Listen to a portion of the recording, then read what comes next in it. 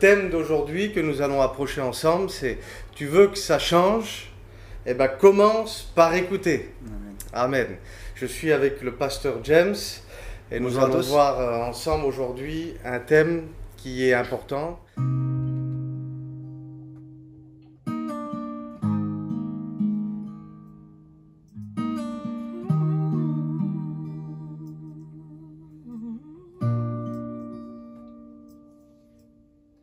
Inonde ce lieu de ta présence, nous avons besoin de toi.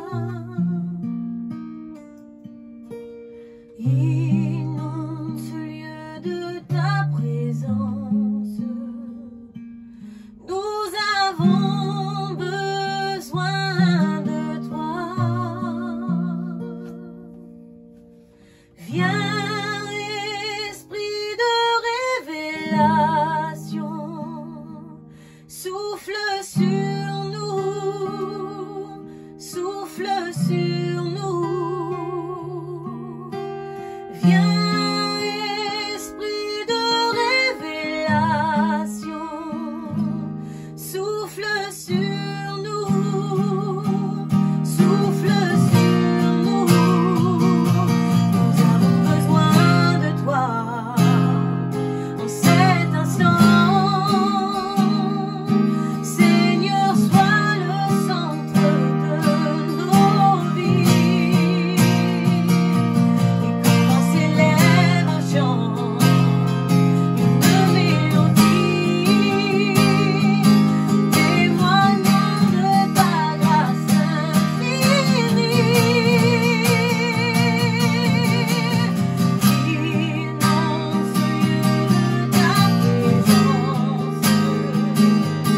nous avons besoin de toi. Inonde ce lieu de ta présence, nous avons besoin de toi, Esprit. Viens, esprit de révélation, oui, souffle sur nous, souffle sur nous.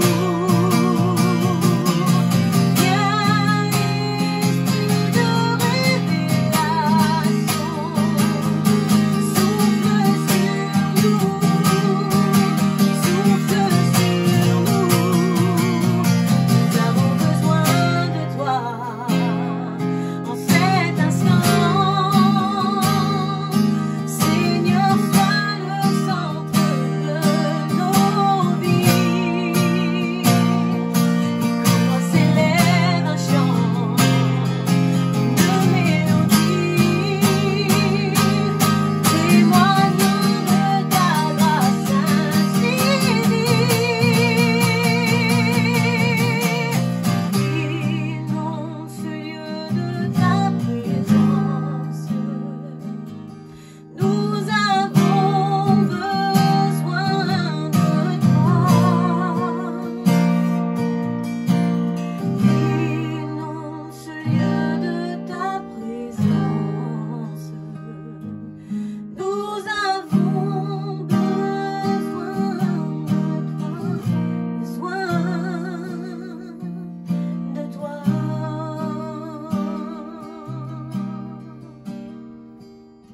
Que Dieu vous bénisse. Nous sommes heureux encore de pouvoir partager ces moments ensemble. Je suis convaincu que Dieu a un message pour toi. Et si c'est à toi que je parle, tu dis Amen là où tu es. Gloire à Dieu. Plus fort, je ne t'ai pas entendu. Amen. Le thème d'aujourd'hui que nous allons approcher ensemble, c'est « Tu veux que ça change? Eh bien, commence par écouter. » Amen. Je suis avec le pasteur James et nous allons voir ensemble aujourd'hui un thème qui est important. Le canal de la bénédiction, c'est l'écoute. Et Dieu nous a donné une bouche et on sait très bien l'utiliser, mais il nous a donné 2 oreilles. C'était un petit message de sa part pour dire qu'il fallait écouter 2 fois plus que parler. Amen. Alors, je te souhaite une bonne écoute et puis on va partir ensemble. sans plus tarder dans le livre des Romains au chapitre 10 et au verset 17. La Bible dit que la foi, elle vient de ce qu'on entend, amen. Et la foi, c'est ce qui va nous permettre de toucher le miraculeux, ce qui va nous permettre d'approcher Dieu, d'approcher Christ, de se saisir de notre guérison, notre délivrance. Il dit que celui qui croit, il verra la gloire de Dieu. Dans l'évangile de Matthieu au chapitre 15 et au verset 10, c'est Jésus qui parle à la foule et il dit « Écoutez et comprenez ». Et j'ai beaucoup de fois été en consultation avec des personnes qui disaient « Pasteur, je désire comprendre ». Et la clé, elle est là, si tu désires comprendre, il faut au préalable essayer au maximum d'avoir une bonne écoute. Amen. Dans le livre de 1 Samuel, au chapitre 3 et verset 1, il nous est dit ceci, c'est que le jeune Samuel était au service de l'Éternel devant Élie. Et la parole de l'Éternel, écoutez bien, était rare en ce temps-là, et les visions n'étaient pas fréquentes. Mais aujourd'hui, je bénis Dieu, que, à travers la grâce qui a été répandue depuis le jour de la Pentecôte jusqu'à aujourd'hui, que le Saint-Esprit s'est répandu sur la surface de la terre, et le voile du temple a été déchiré. Pas pour que nous puissions nous approcher de Dieu, mais la bonne nouvelle, c'est que le voile du temple s'est déchiré parce que Dieu s'est approché de nous. Amen. Et la parole de l'Éternel, elle n'est plus rare. S'il y avait peu d'ouvriers à une époque, à un moment donné, eh ben, il y a une prophétie qui a été lancée, il y a peu d'ouvriers et la moisson est grande. Et nous croyons que depuis le temps que cette parole a été libérée, que beaucoup d'ouvriers se sont levés, que beaucoup de prophètes se sont levés, d'évangélistes, de docteurs et d'apôtres. Et nous croyons fortement que la parole de l'Éternel aujourd'hui, elle n'est pas rare, mais ce qui se fait de plus en plus rare, ce sont les auditeurs. Amen. Si c'est à toi que je parle, tu me dis Amen. Dans le livre de 1 Samuel, au chapitre 3, verset 19, il est dit ceci aussi, c'est que Samuel grandissait. Que Dieu dise la même chose que toi aussi. Et il dit, et l'Éternel était avec lui. Et il ne laissait aucune de ses paroles tomber à terre. Et j'aimerais expliquer courtement ce verset. On n'a jamais su bien définir si c'était l'Éternel qui laissait aucune de ses paroles tomber à terre ou si c'était Samuel. Et en réalité, quand on se plonge dans le texte, et tous les commentateurs bibliques sont arrivés à la même conclusion, c'est que la langue hébraïque a une telle richesse que la phrase peut être par moments réversible. Alors je m'explique. En fait, elle concerne les deux personnes. Ça concerne Dieu et ça concerne Samuel. Ça voulait dire que tout ce que Dieu disait, il l'accomplissait. Amen. Mais tout ce que Samuel disait, il l'accomplissait aussi. Ça voulait dire quoi? Ça voulait dire que le jeune Samuel était à l'écoute de Dieu.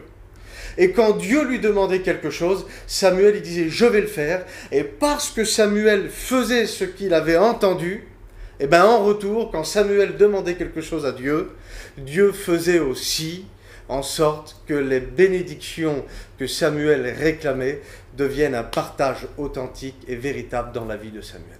En fait, pour être écouté de Dieu, il faut aussi apprendre à écouter.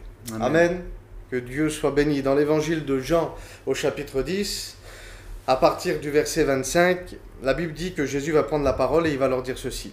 « Je vous ai dit, mais vous ne m'avez pas cru. Les œuvres que je fais au nom de mon Père rendent témoignage de moi. Mais vous ne croyez pas parce que vous n'êtes pas de mes brebis. » Et écoutez bien ce qu'il va dire. « Mes brebis, elles entendent ma voix. » Amen. Mes brebis entendent ma voix et je les connais. Et parce qu'elles entendent ma voix, que je mets mon sceau sur elles, parce que je désire les connaître davantage, elles vont avoir la possibilité de me suivre.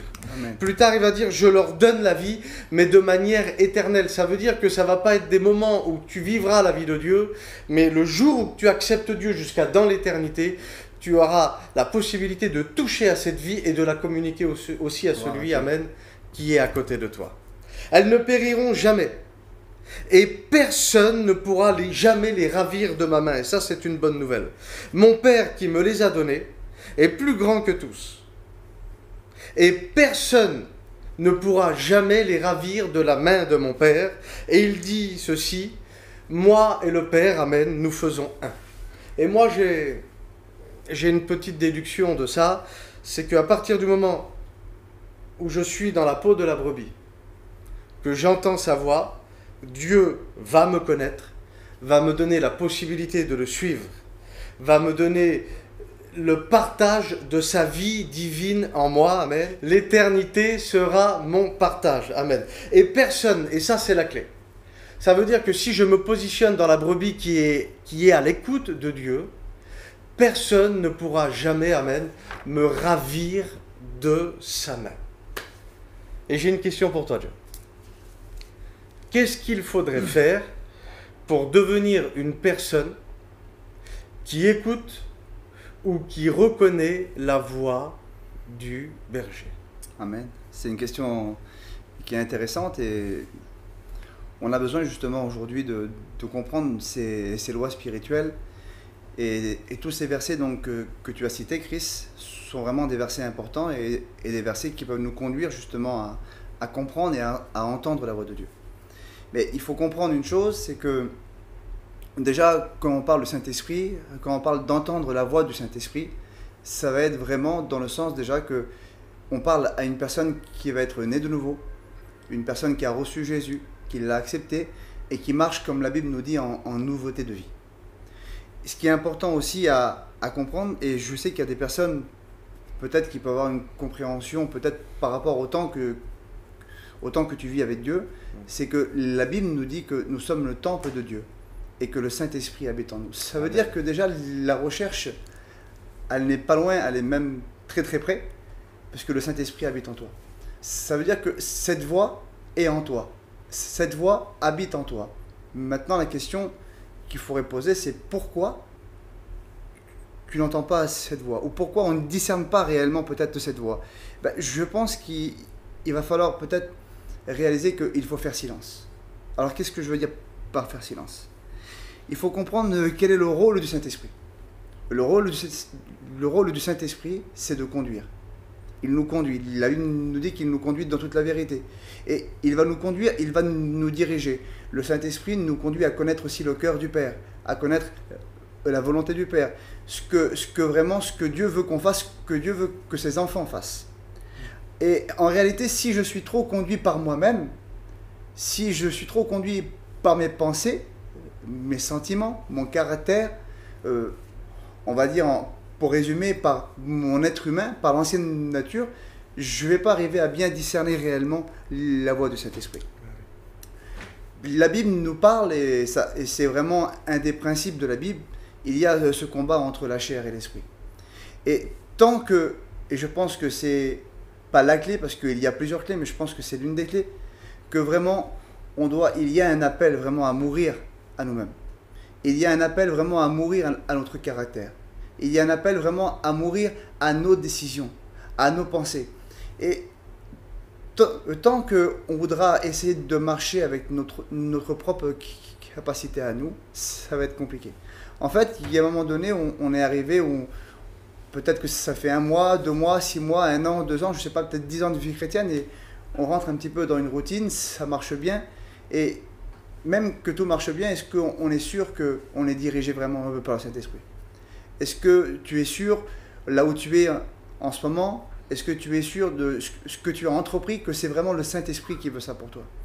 Et la question est, est-ce que ma nature, est-ce que ma vieille nature a pris le dessus? Est-ce que c'est elle vraiment qui me dirige? Ou j'ai décidé, j'ai fait le choix de vivre vraiment en nouveauté de vie, comme le Saint-Esprit veut le faire avec moi?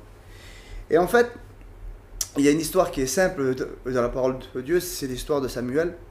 On voit à un moment donné qu'il est couché le soir et que Dieu va lui parler.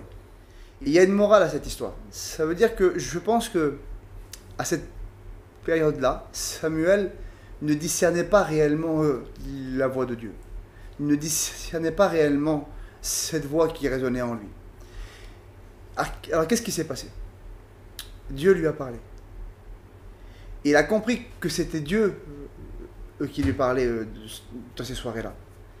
Il a fallu qu'il fasse quelque chose. Élisée lui a dit, quand Dieu te parlera, il faudra que tu prononces ces mots. Parle, ton serviteur écoute. Et ces paroles sont très importantes. Parce qu'il faut comprendre que notre vie chrétienne, on n'est pas attaché. On n'est pas lié. Dieu ne nous force pas, le Saint-Esprit ne nous force pas. Et il y a une chose qui est sûre, c'est que si on marche avec notre propre pensée et notre propre vision, le Saint-Esprit ne va pas nous forcer à marcher avec ce que lui veut pour nous. Donc il y a un choix. Et le fait de prononcer ces paroles, parle, ton serviteur écoute, c'est comme si que tu prononces ces mots dans le spirituel, c'est un choix spirituel que tu fais en disant Seigneur, oui, les choix que tu as pour moi, je les accepte aujourd'hui. Les endroits où tu m'enverras, je les accepte aujourd'hui. Les positions que tu voudras que je prenne, je les accepte aujourd'hui. Et à ce moment-là, quand tu vas prononcer ces paroles-là, alors ton oreille va s'ouvrir. Et tu vas commencer à discerner ce que le Saint-Esprit a pour toi. Pourquoi? Parce que tu as choisi. Tu as choisi d'emprunter cette voie. Tu as choisi de dire Seigneur, aujourd'hui, je veux arrêter d'être conduit par la voie humaine, mais je veux être conduit par le Saint-Esprit. Tu as décidé de marcher dans l'Esprit. Et en même temps, quand tu décides de marcher dans l'Esprit, tu vas commencer à vivre en nouveauté de vie, comme Romains 6 le dit. Parce que la Bible nous dit que nous sommes morts avec Christ, que Christ, en même temps qu'il a été crucifié à la croix, la vieille nature de l'être humain a été crucifiée avec elle. Mais ce qui est beau, c'est que dans la nouveauté de vie, il y a tout un programme. Ça veut dire que quand je commence à être à l'écoute de Dieu et à discerner ce qu'il a pour moi, alors il y a un programme merveilleux pour ma vie. Il y a des choses peut-être que je n'ai pas goûtées, que Dieu a préparées, et qu'il va falloir peut-être, comme Christ a dit, de tous ces versets, dire Seigneur, aujourd'hui, je décide de t'écouter. Amen. Et je pense que c'est vraiment ça. Amen, amen. C'est une belle explication. Nous essayons d'être le plus pratique possible, parce que le but de ces moments, c'est que tu repartes avec quelque chose, et puis que tu changes.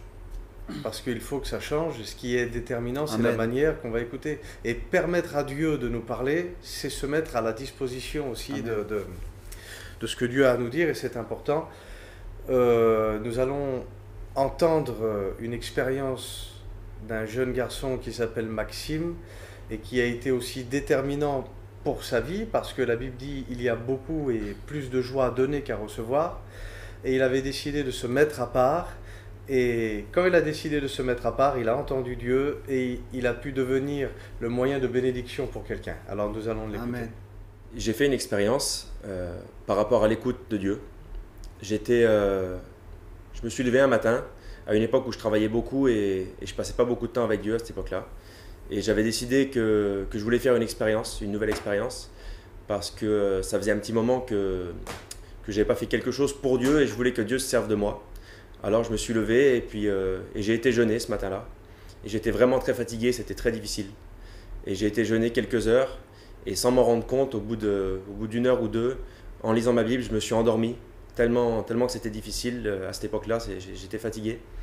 Et quand je me suis réveillé comme ça d'un coup, j'étais attristé parce que c'était comme si j'avais pas réussi ce jeûne.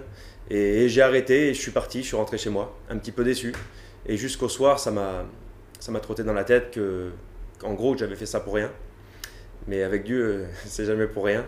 Parce que ce soir-là, j'étais au téléphone avec ma fiancée et elle me parlait d'une copine qui avait des problèmes. Et d'un seul coup, j'entendais la voix de ma fiancée qui m'expliquait ça. Et d'un seul coup, je suis comme parti et j'ai eu une vision. Et dans cette vision, je voyais de l'eau.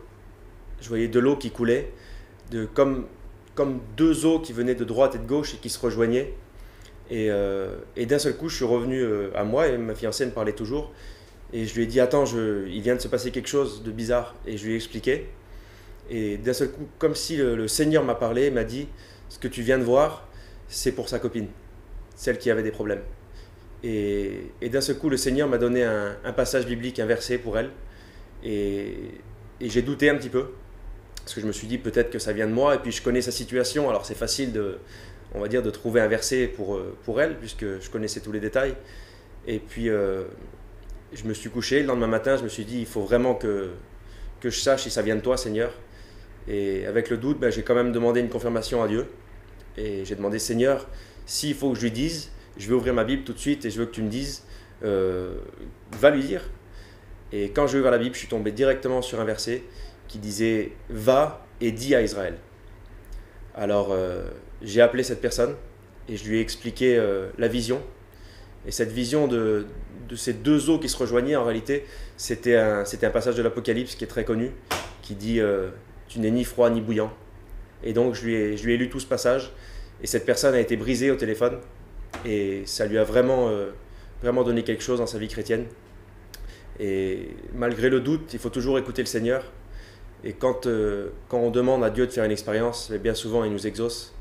Donc je vous encourage à le faire aussi, et à écouter quand Dieu vous parle. Que Dieu vous bénisse. C'est un merveilleux témoignage que nous venons d'entendre. Je ne sais pas si ça vous interpelle, mais la foi et l'écoute sont étroitement liés. Et le jeûne et la prière ne permettent pas de mieux écouter au départ, mais permet d'écouter de manière à ce que notre foi soit aiguisée. Amen. Et ça, c'est important de le considérer, parce que la manière dont tu écoutes va être déterminante par rapport à la qualité de ta foi. Et puis si tu as une foi de qualité, pas besoin d'avoir une foi grande, mais une foi de qualité, la montagne qui est devant toi, ça devient un grain de sable dans le nom de Jésus. Et si c'est à toi que je parle, tu me dis Amen là où tu es. Amen. Gloire à Dieu. Je connais bien James et je sais qu'il avait fait une expérience aussi au sujet de l'écoute, d'un moment dans sa vie qui était, on va dire, un moment charnière, parce qu'il y a des moments où il faut impérativement écouter Dieu, parce que des fois on peut aller dans de mauvaises directions, et la correction de Dieu, elle vient aussi par rapport à l'écoute. Amen. Oui, justement, c'est vrai que j'ai fait une belle expérience justement par rapport à l'écoute, et par rapport justement à ce que je disais aussi tout à l'heure, de marcher en nouveauté de vie. Et en fait, c'est vrai qu'on peut être chrétien, on peut être né de nouveau et pas avoir vraiment rentré entièrement, on va dire, dans cette nouveauté de vie. Et c'était un petit peu ce qui m'était arrivé. À cause de quoi? À cause qu'il y avait plein de choses, en fait, dans ma vie qui étaient autour de moi et d'un caractère. Il y avait, il faut le dire comme c'était, du mensonge, un peu, même, je pense, beaucoup d'orgueil. Beaucoup d'orgueil. Il y avait ce caractère de dire que je ne voulais pas abandonner en fait mon ancienne vie. Je ne voulais pas abandonner toutes ces choses qui faisaient partie de James. Je voulais les garder parce que c'était mon caractère, c'était ma vie. Moi, j'étais un garçon qui avait été abandonné par ses parents, donc c'était vraiment que j'étais attaché à ça. Mais à cause de ça, je ne pouvais pas marcher en nouveauté de vie. Et ça a duré comme ça un temps, mais je vous promets qu'on n'est pas heureux comme ça. On n'est pas heureux, on n'est pas comblé. Et à un moment donné, ça casse. On essaye de cacher, on essaye de faire comme on peut. On vit comme ça. Alors, il y a des jours où ça passe, il y a des jours où 1 jour, 2 jours, 3 jours, 1 semaine, 10 jours, ça passe comme ça. On ne fait pas trop attention. Et vous savez, Satan a un rôle spécial quand même, parce qu'il est capable de vous voler du temps. Et sans s'en rendre compte. Mais tout d'un coup, ça casse et on n'est pas bien. Et là, on est angoissé. Et là, on commence à comprendre que la vie qu'on est en train de mener avec Dieu n'est pas celle réellement que Dieu voudrait qu'on vive. Et moi, un jour, je me suis retrouvé donc avec des personnes qui étaient pas du tout donc chrétiens et qui connaissaient pas Jésus. Et à cause de mon caractère justement et que je vivais pas cette nouveauté de vie en Jésus, il y a des personnes qui ont été francs avec moi. Et puis je pense, sur le coup, je pensais que c'était méchant, mais peut-être que je considère aujourd'hui que ça pouvait venir de Dieu. Je considère aujourd'hui que Dieu peut utiliser n'importe quelle personne pour ses enfants. Et à ce moment-là, ces personnes m'ont dit en quelque sorte, toi tu es chrétien, comme ça t'arrange. Tu t'auras pas écrit cette heure. Et ce jour-là, mon cœur a été brisé. Alors je me rappelle, il y avait Chris qui était justement dans la voiture avec le papa Maxime, justement Francky. Et moi j'étais derrière et il pensait que je dormais, mais en fait j'étais en train de pleurer parce que je considérais que ma vie avec Dieu était un échec. Puis ça a duré comme ça toute la soirée et j'avais décidé quelque chose, que c'était fini, que avec Dieu j'allais arrêter. Et là, je me suis couché. Et le lendemain, donc je me suis réveillé, je me suis levé dans ma caravane et j'ai pris une décision. J'ai dit, Seigneur, je vais prier et tu vas me parler et je vais entendre ta voix. Amen. Parce que j'ai besoin de toi, Seigneur. Et aujourd'hui, je ne veux plus me confier en moi-même, mais je veux, Seigneur, que tu me parles, Seigneur. Et vous savez ce que j'ai fait? J'ai fait quelque chose peut-être d'enfantin pour quelqu'un, mais j'ai pris des feuilles et j'ai commencé à marquer. Mais je vous promets que je ne savais même pas ce que je marquais au moment où je le marquais. Et j'ai fait au moins 5 ou 6 feuilles comme ça, et j'ai marqué, j'ai marqué, j'ai marqué. Et quand j'ai relu ces feuilles, plus je lisais ces feuilles, et plus mon cœur était brisé. Parce qu'en fait, la prière que j'avais faite sur ces feuilles était la vraie prière de mon cœur. Et en fait, le moyen pour que Dieu aussi parle et que tu puisses entendre, il n'y a rien qui doit être caché. Et puis au bout de quelques temps, donc j'ai été restauré ce jour-là.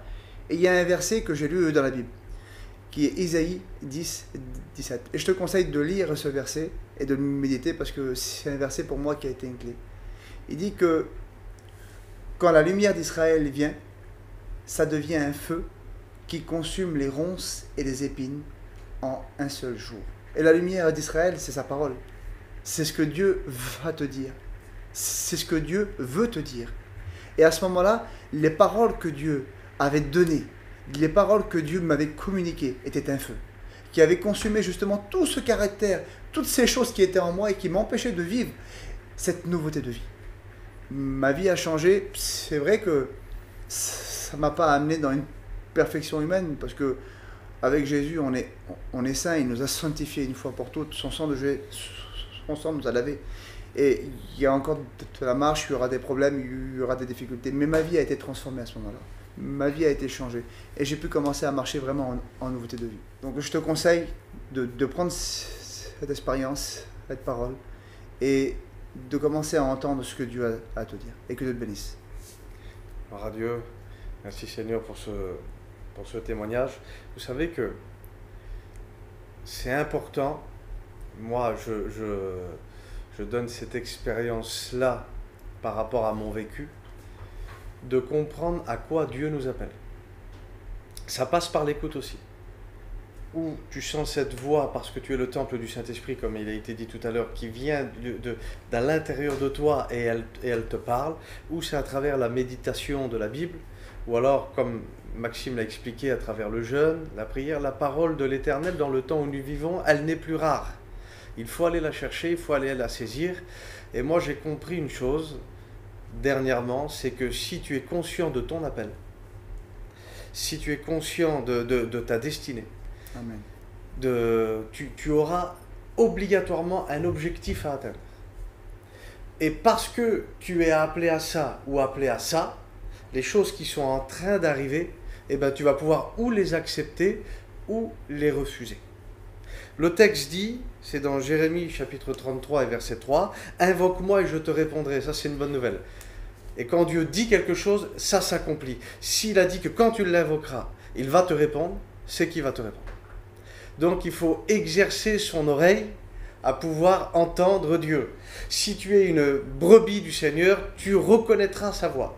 Tu feras la différence entre la voix de l'ennemi, la voix de la chair et la voix de Dieu.